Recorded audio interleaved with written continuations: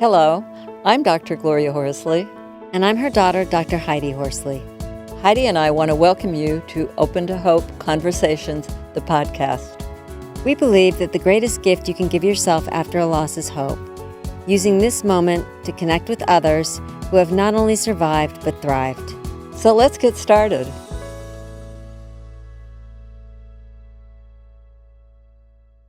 Welcome to the Open to Hope Show. I'm your host, Dr. Gloria Horsley, with my daughter and co-host, Dr. Heidi Horsley.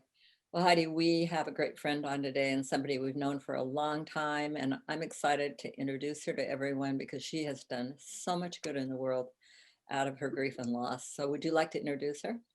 Yes, Mom, I'm thrilled to have Bobbi Milne joining us today. We have known her for over 20 years. She has been very involved with the Compassionate Friends on every level. And for those of you out there who don't know what the Compassionate Friends is, it is an organization for people who have lost children, siblings, and grandchildren. We're going to be talking to Bobbi today about insights from one who has had multiple losses.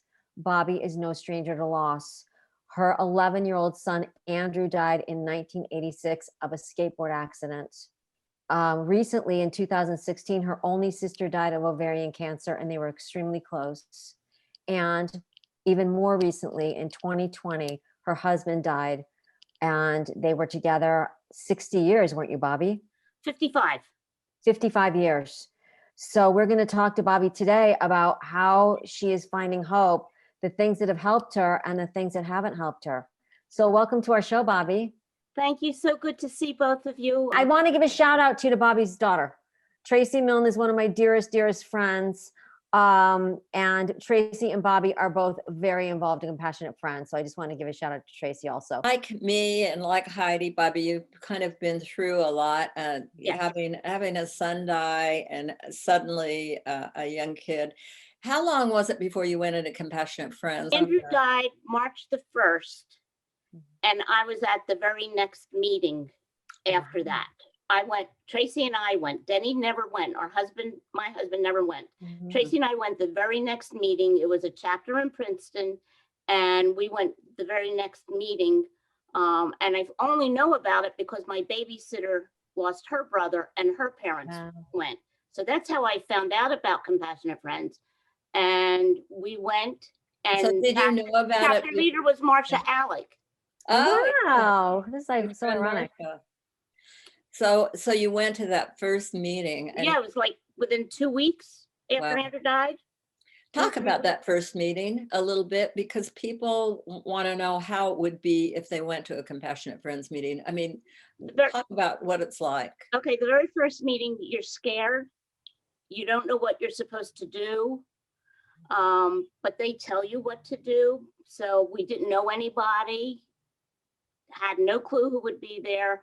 And they sat us in the circle, and we had to introduce ourselves and tell about the person we were there for. And I couldn't talk. I couldn't get it out without crying and sobbing. And Tracy the same way. And my game plan was to be the very last person. My goal was to be the very last person in the circle and be able to say, my son Andrew died on March the 1st in 1986 from a skateboarding accident without crying. That was my goal. And that's a big deal, right? Yes, it was. Because I cried every day. Yeah. And it took me a while, but I was able to do it. And that summer was our very first national. We went right to national conference. Wow. And that's where Tracy ended up meeting Darcy Sims' daughter. May she rest in peace, Darcy, Allie Sims, and that's where she met Cindy Tart and got in with the TCF Sibs. And we went every summer to national conferences. That's such a great story for people to hear, how you don't really have to talk. I mean, they would pass, by you, and your goal just to be able to tell that story. So for people who are early on in loss, the thing of it is that was great was you didn't have to talk. But I'm the type of person that doesn't like to be sick. I don't like pain. I don't like not to feel good. I always was a happy person. So I needed to go somewhere where they were going to fix me. I wanted to be fixed. Right. I wanted this pain and this ache to go away. And I needed to go to a group who would give me that. And that's why we went to Compassionate Friends, went to all the workshops. And don't forget, now Denny's not going. Denny's doing his thing at work. And Tracy and I are learning all this stuff. She's learning sibling loss. I'm learning child loss. I'm learning how to deal with my husband. I'm learning how to deal with my daughter. Because after all, I was one of those who turned around and said, but he was only your brother. Yeah. And so it's interesting, Bobbi, you got things out of it for yourself and for your entire family. I had to. Yeah. I had to, because we couldn't be a family if I didn't. I didn't understand, because don't forget, I came from a Jewish family. So when a brother, and all I lost were aunts and uncles. So they sat their Shiva for their couple of days. And then after that, everybody went back to work and whatever. And so when Andrew died, I couldn't understand why Tracy was so upset and couldn't do her schoolwork and didn't want to do things. And How old was she then, by the way? she was 15. Okay. She was 15. And so I had to learn, well, why? Why? Denny comes from a Scottish family, and they believe in, well, the man's supposed to take care of the family. So therefore it was his fault because he wasn't there to protect Andrew. So he had to live with that guilt. I lived with the guilt that I bought the skateboard. My sister lived with the guilt. Well, she was the one who sent him out to play that day. So you have three of us all feeling guilty about what happened. And I had to learn how to deal with this. I had to learn that it was okay that Denny didn't want to do this over here. And Bobbi and Tracy needed to do their stuff and learn to understand it. I found communication. I found the best workshops at Compassionate Friends at that time to learn about. I went to yours, Gloria. I was at your workshop. Tracy and I went to your workshop. And then I went to children's workshop. I went to husband workshop. I went to them all to try to understand, because grief is not the same for everybody. Right. Grief for Heidi over the death of Scott is different than the grief, Gloria, you have for Scott. Right. Your sister dies. Did you learn something? Did you learn some coping skills that you think have helped you with your sister's death and your husband's death? My sister and I were 10 years apart. So she was like my baby sister, but she was my only sister. Gail was 57 when she died. Wow, she was really young, Bobbi. Yes, she was. And for 4.5 years, I went with her for her chemo treatments and so forth and so on. Denny did his thing. Tracy was doing her thing. And I had to tell my sister that she was going to die. Wow, that's tough. I also was with my sister when she took her last breath. I had never been around death before. Right, because Andrew died suddenly on a skateboard, so it was different. Yeah, he was already dead in the street. Yeah. So when Gail died, I turned around to Tracy and I go, I guess now I'm a sibling, huh? Yeah. But I also was an older sibling. I wasn't a sibling that had to take on being the only sibling left in the family and the responsibilities that the younger siblings have to face, like 15 years old, 10 years old. Yeah. We were grown up, we were adults. And my sister and I had a great relationship, but we had a typical sibling rivalry. And I miss her not calling me up. I miss her not yelling at me for doing something. So I went to an older sibling workshop.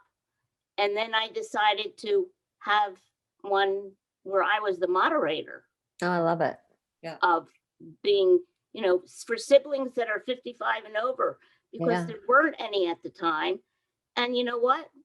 It hit me pretty hard that she was no longer around, because she was such a vital part of our family. You knew from Compassionate Mhm. Friends, you knew how to run groups and that things could be done and that you could organize this.